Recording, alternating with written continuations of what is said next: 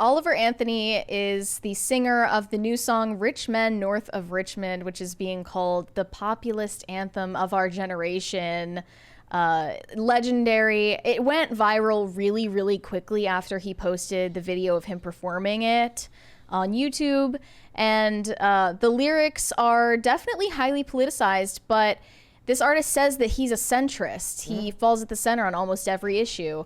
Yet all of the people praising him are mainly right-wing influencers and right-wing politicians. Yes. So let's take a look at the video real quick. We'll just watch the 45-second clip. We won't hear show it the whole straight thing. from him. Yep. People like you wish I could just wake up and it not be true, but it is. Oh, it is.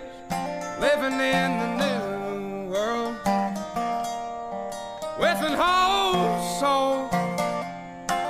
These rich men north of Richmond, Lord knows they all just wanna have total control.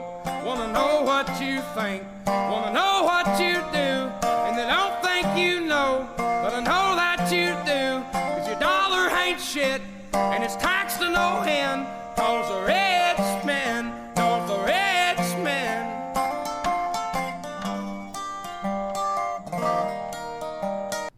Okay. So the reactions to this song were extremely polarized. I saw a lot of politicians responding. Marjorie Taylor Greene said, "Our society uplifts the elites and college education while kicking down good working jobs and the people that do them, and sold the message that the college educated are the superior intelligent class of people." There's a $20 one there from Audible Sigh. He said, "Happy birthday, Mary. If anybody there wants a good, is it Coney? Then get some Kogel Vienna hot dogs. Premium meats with natural casings, diced onions, mustard, and Coney sauce, not chili." Now I'm hungry again. I'm not. It's okay. Yep. And she said, "This is an absolute lie. Our country survives because of the hardworking man. This is the song that Washington, D.C. needs to hear. It is the anthem of forgotten Americans that our government no longer cares about.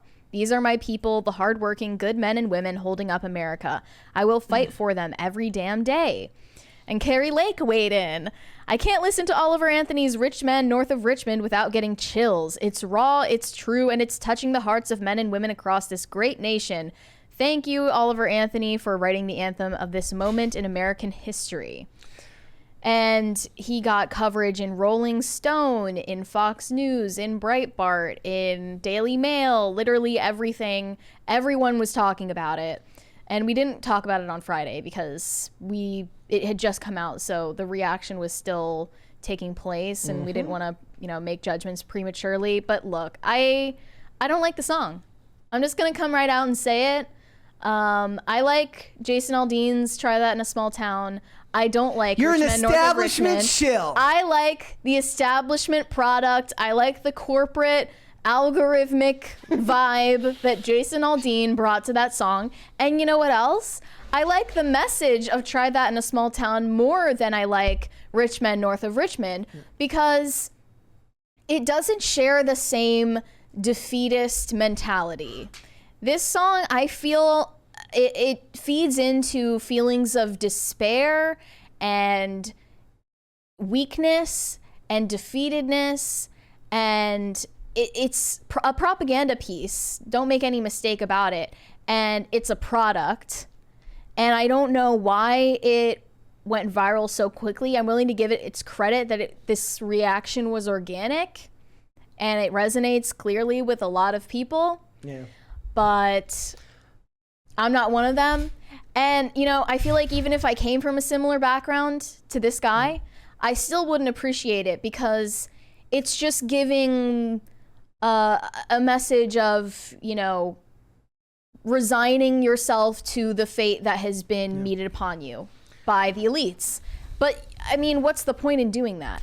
At least "Try That in a Small Town" is like, it has some tone of, or spirit of tones for different resistance of some kind. I don't see anything wrong with making, people were making that argument, right? Like, the idea is that it should have a different tone, but that's the point of art, right? Is you sing about what you're feeling in the moment, and you're not going to feel utterly defiant all the time, and you want to make art that speaks to that. I don't know about should or shouldn't have a different tone. I just mean the tone of it is the reason I don't like it. So he's perfectly entitled to sing about whatever he wants. I love his voice. He is musically talented, and he's a good singer. Yep. Definitely. Not going to contest that. But some of these lyrics also are just, I feel they're not very intelligent. Let me read some of them. We got folks in the street ain't got nothing to eat, and the obese milking welfare. Well, if you're 5'3" and you're 300 pounds, taxes ought not to pay for your bags of fudge rounds. This just sounds like a parody song.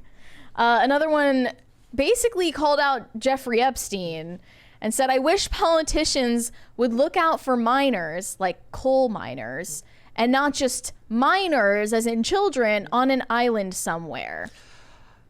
I enjoyed this. I mean, most of what I enjoyed about it was his take on taxes in general, because I feel like it highlighted the differences between what we have in what those who would politically identify with him or on the right have in common with those on the left, which is that, at the end of the day, you're getting shortchanged, but the corporations are the ones that the right will tend to blame the government and the left will tend to blame the corporations, right? And the truth is always something closer to the middle. Around. There's blame all around. I liked it. I liked the song, but it's also like this is something that I would listen to in a specific I find mood, it right? cheesy. I find it cheesy and played out and whiny. Yeah. Honestly, kind of self-pitying. It's a self-pity anthem. That's what it feels like when I listen to it. And if that's what you're interested in doing, go ahead, have fun listening to it and feeling sorry for yourself. But it also just doesn't make much sense to me that the con ink that normally says, pull yourself up by your bootstraps is applauding this song. I do laugh at people on the right who tend to tell you that art doesn't matter, suddenly love art. Right. They're like, yeah. Art doesn't matter. Art's a waste of time. You should focus on nothing but fiscal policy for your whole life and be a dweeb. Now they want to talk about art or they want to talk about pop culture as if they weren't pretending like none of this stuff didn't matter, like all this stuff didn't matter before, when we know it does. Mm-hmm. What calls to mind here is what Derek was saying in regard to Roseanne Barr getting a show on X recently, where he just said the right is so desperate to appropriate any influencer or comedian or celebrity into the fold, even when they don't really belong and when they don't share any of our values, except for on maybe one issue. But he clearly does. But I don't know if that's the case, because in his own video explaining the song, he said he is pretty dead center down the aisle on politics and always have been. It seems like both sides serve the same master, and that master is not someone of any good to the people of this country. So, I mean, he doesn't seem to be partisan either way. Yeah. He just wants to complain about shit and not. That's his right. That's his God-given right. Maybe there are solutions. I mean, you don't need to be a politician, but like, it's a weak message. It's a weak message. I mean, and it's a cheesy, corny-ass delivery. I find for a message that isn't really. I find the overly corporate structure of Jason Aldean's song worse than this. I do. I mean, there were issues with Jason Aldean's messaging too. Yeah. I mean, given that he also is not from a small town, at least Oliver Anthony can say for himself that he actually lives the life, walks the walk, and understands the culture that he's trying to represent in this song. There's a $20 one there from Braymont. He said, Mary, no joke, a foster cat name campaign. Down one. Oh, okay. Sad songs like these hit on heartstrings, but to get any movement going, they need to be paired with the resistance songs. Kind of reminds me of the Hero of War song from Rise Against. And you're going to get a lot of pushback on this, but you're allowed your take. Isn't that the beauty of it, right? You're allowed to like what you want to like. You're allowed to dislike what you want to dislike. It's also possible that, look, you're not at the age group that this song would appeal to you. Right, but at the same time, like if you're trying to appeal to young people and get them to vote for you, I don't think he's doing that. That's not what he's doing. Well, I'm just saying for the people who are all applauding this song, which are literally establishment politicians who would be categorized as Richmond, north of Richmond. They are the ones applauding the song. I didn't find the song corny. If you're making a song to criticize politicians and corruption in the government, and and then the politicians are lining up to applaud you and give you a platform, I don't really think that your message is doing what it was supposed to do. Thank you. Thank you. Thank you. Like, What's a good protest song? people are... Oh, I have no idea. I mean... It's party time. I'm not even calling for it to be a protest song. It doesn't need to be anything. But I find all of these convergences suspicious. One of these tweets said, wow, Epstein didn't kill himself and welfare people eat fudge. Billboard promotes it the same day. MTG gets a boner for it. Carrie Lake twerking like a baboon in heat. Matt Walsh declares it the protest anthem of a generation.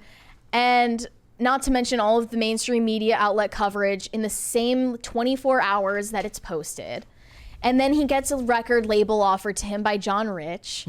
And it never ends. Like, it doesn't seem organic. I'm sure a lot of it is organic, but the speed at which this gained traction was it set off my alarm bells.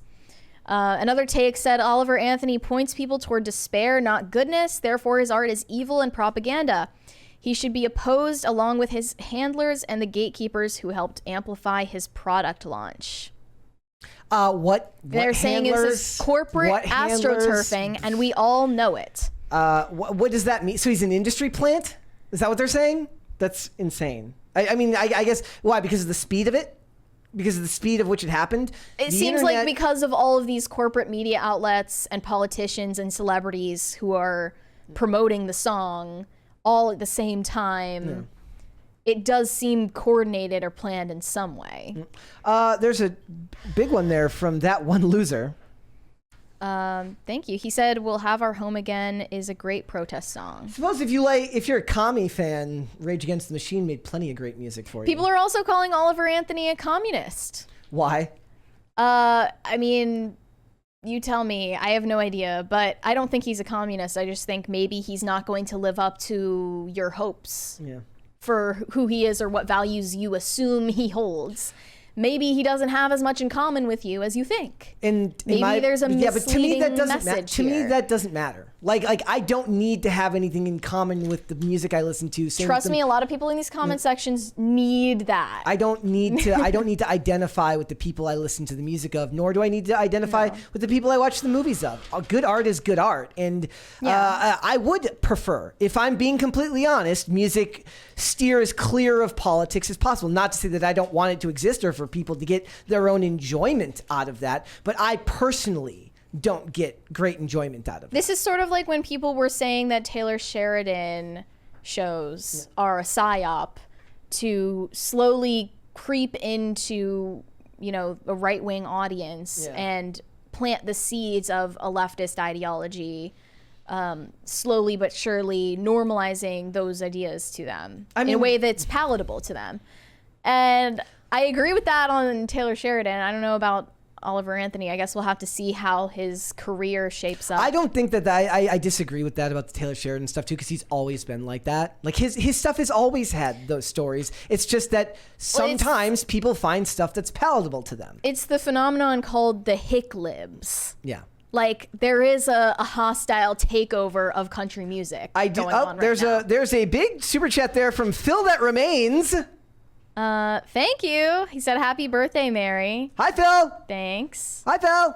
Thanks for the big super chat. Look, at the end of the day, like it's all personal preference, right? And I think there's a lot to like about that song, but political music isn't really my thing anyways. Like the Tom McDonald song I like the most of all his music has nothing to do with politics. It's called Church, and it's about sobriety and recovery. Nothing to do with politics at all, but that's personal Political preference. songs are cringe. Whether they come from the left and it's Demi Lovato singing about abortion up to 9 months and, talking about The Handmaid's Tale, or if it's Carrie Lake on 81 Million Votes My Ass, all of it makes me cringe and it repels me. Yeah.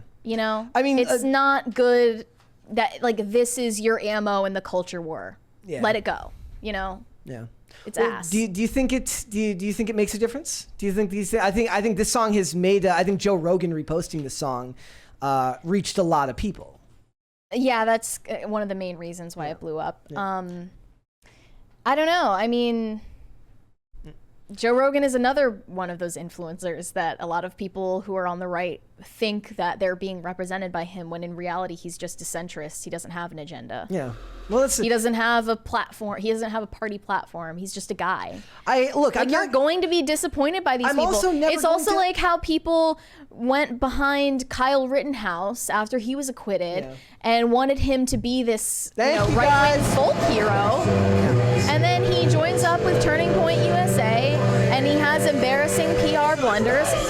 He gets a deal with Black Rifle Coffee, and he becomes, at least for appearances to a lot of people, a grifter. Yeah. Just don't be surprised when people disappoint you, because, like, I'm sorry, Oliver Anthony is not going to be some kind of folk hero. Yeah. He's just a guy with songs. At the end of the day, like, if the song speaks to you, that's exactly what it should do, right? But that's why art is subjective, and it matters to each individual what they take from this. I can't deny, nor I don't think anyone can deny, the positive impact this song had on a lot of people, and that's a good thing. If it speaks to you. But what is the positive impact beyond getting people to? If all it does is feel sorry for themselves. If all it does is give you something to smile about and get you through the day, I think that's a positive thing. It's not making anybody smile. It's making people feel sorry for themselves. If all it did was get you through the day, it's not a bad thing. I don't know. When it comes to art, doesn't seem constructive to me. Well, but art is highly individualist, and so that's why we have such a problem when we talk about corporate art, right? Well, I guess art like this, if it's highly individualist, it's not about being productive. It's not about sending valid point. It doesn't need to have a utilitarian purpose. It doesn't. But I think that I need to push back on all of the rest of the response to this song that is trying to corporatize it and make it an instrument of their agendas. Look, they're like in the chat, somebody's saying catharsis. Somebody's saying catharsis. That could be what it is for a lot of people, especially people who don't feel like they've been heard very much recently. This might speak very, very heavily to them, and there's nothing wrong with that. Like there's something beautiful in a way. I mean, I guess in a lot of ways you fall into the same traps as the people who talk about wanting to be seen on stage, or they want to be represented. Yeah, representation. It's just the same thing, but on the right. It's I'm not going to begrudge anyone. Just like I don't. It's like he's singing a song that's like criticizing the people who are on the left that always feel sorry for themselves. I will say, but at the same time, he's sitting here feeling sorry for himself. It's like he's gonna break his guitar at the end of the song and cry. Thanks for watching. Listen to full episodes of Pop Culture Crisis on Spotify. Keep up with us on social media, and make sure you subscribe and ring that bell so you never miss the show. Bye, guys.